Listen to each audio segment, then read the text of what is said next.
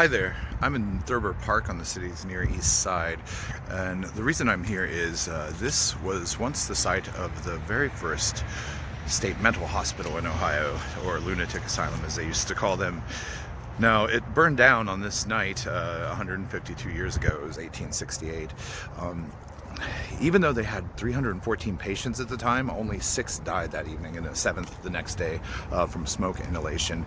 The reason for this is the majority of them were at a dance in an amusement hall in a separate building when the fire erupted.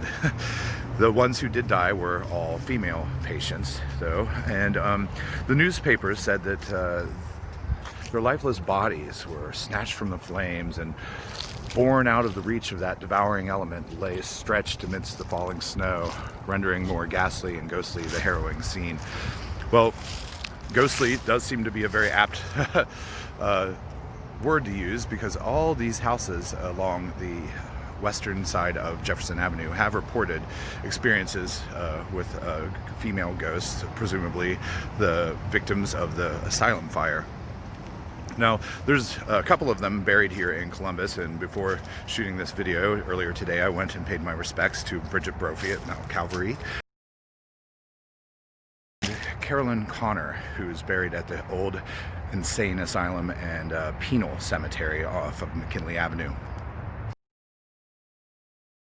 Well, there's another ghost story concerning this area that happened 105 years ago and one night. It was on November 17th, 1915, that James Thurber, the celebrated humorist and author and cartoonist, was living in this house with his family. And on that evening, he, his brother, and his mother were subject to a terrible occurrence where something was in the house stomping around. They thought that there were actually several home invaders had broken in and called the cops and everything, and he wrote about it in a short story called The Night the Ghost Got In. Now, the Thurber House is in desperate need at this time of donations to help stay open.